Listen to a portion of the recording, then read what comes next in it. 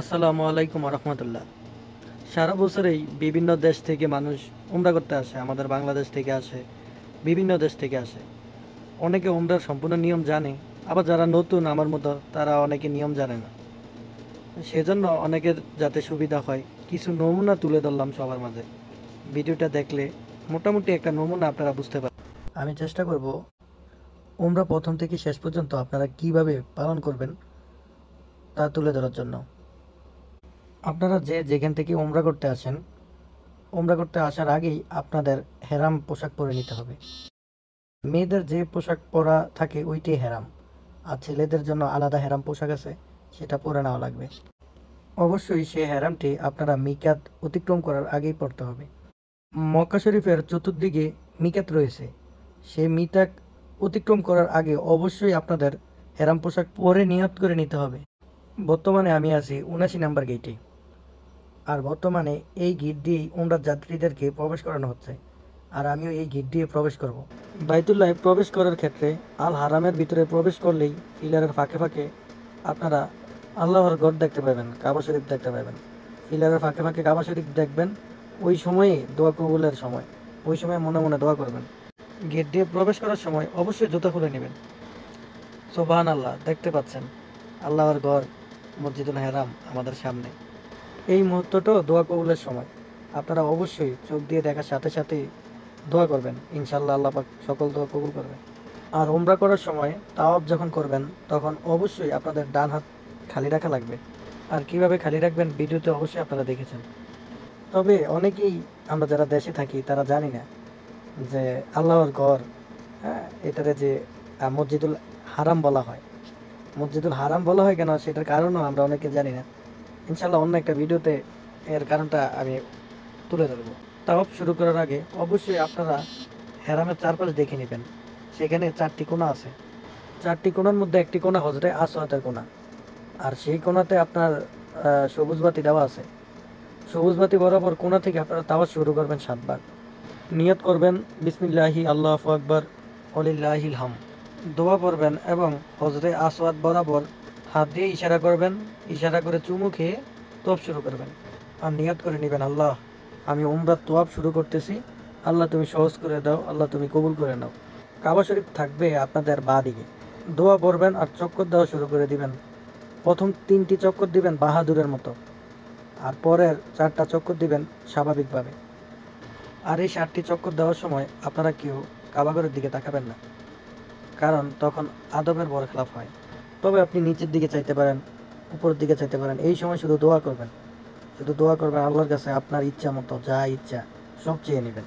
কবুল করার মালিক আল্লাহ কারিম, মাফ করার মালিক আল্লাহ কারিম।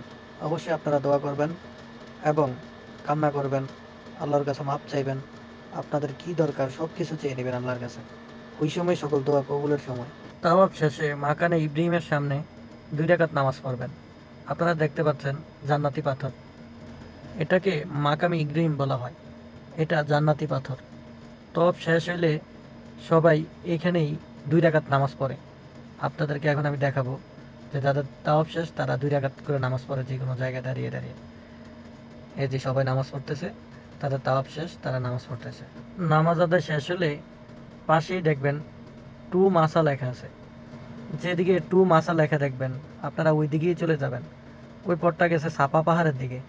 উমরার কার্যক্রম আপনাদেরকে ধারাবাহিকভাবে বোঝানোর চেষ্টা করতেছি। আমরা চলে আসছি সাপা পাহাড়ের দিকে।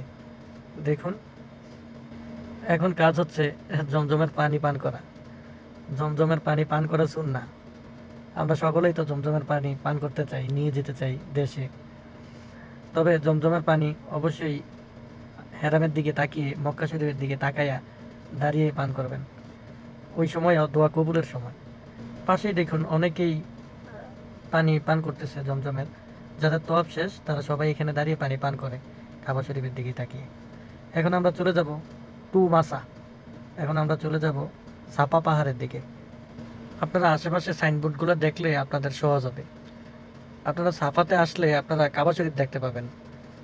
কাবা শরীফের দিকে তাকিয়ে সাফা থেকে আপনারা তওয়াফ শুরু করতে পারেন। সাফা থেকে মারোয়াতে গেলে 1 চক্কর হবে, মারোয়া থেকে সাফা আসলে 1 চক্কর হবে। এভাবে মোট 7টি চক্কর দিতে হবে। এই স্থান থেকে হাজরা আলাইহিস সালাম দুধ দিয়েছিলেন। এই স্থান থেকে তাই আমাদেরও দুধ দিতে হবে। যারা মহিলা তারা দ্রুত হাঁটতে হবে, আর যারা পুরুষ তারা দৌড়াতে হবে। এখান থেকে দৌড় শুরু করে সামনে সবুজ বাতি লাগানো আছে, সবুজ বাতি পর্যন্ত দৌড় দিতে হবে। সাফা থেকে মারোয়া যাওয়ার সময় সবুজ বাতি দেওয়া আছে, মারোয়া থেকে সাফা আসার সময় সবুজ বাতি দেওয়া আছে। ওই সবুজ বাতি যতটুকু দেওয়া আছে সেখানে আপনাদের দৌড় দিতে হবে। আর এই সময়টা দোয়া কবুলের সময়, আপনারা মনে মনে দোয়া পড়বেন, ইনশাল্লাহ আল্লাহ কারীম দোয়া কবুল করবে। আমরা দুইজন একসাথে উমরা করতে আসছি, সে আমার বন্ধু। আমি নিজেও নিয়মগুলো জানতাম না, তার কারণেই আমি নিয়মগুলো জানতে পারছি। তাকে অসংখ্যই ধন্যবাদ। এবং আমি এই ভিডিওটা করাতেও সে আমাকে যথেষ্ট হেল্প করছে, যথেষ্ট সাহায্য করছে। তবে সাফা থেকে মারোয়া, মারোয়া থেকে সাফা আমাদের 7 বার চক্কর দেওয়া শেষ। এখন শুধুমাত্র চুল কাটা বাকি আছে। ছেলেদের ক্ষেত্রে একবারে প্রথমবার যারা উমরা করে তারা একবারে চুল ফালায় দেওয়া সুন্নাহ। তবে যাদের সমস্যা আছে তারা চারপাশ থেকে একটু একটু করে কেটে ফেললে সমস্যা হয় না, এটা সুন্নাহ। আর মেয়েদের ক্ষেত্রে 1 কর পরিমাণ কাটা সুন্নাহ। এখানেই আমাদের উমরার কার্যক্রম শেষ। ইনশাল্লাহ পরবর্তীতে আবার নতুন ভিডিও নিয়ে দেখা হবে।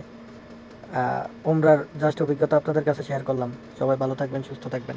আমি নিজেই প্রথমবার উমরা করতে গিয়ে ভিডিওটা করা, যদি ভুল হয় ক্ষমা করে দিবেন, ক্ষমা দৃষ্টিতে দেখবেন। তারপরেও চেষ্টা করছি উমরার যেই সকল কার্যক্রম তুলে ধরার জন্য।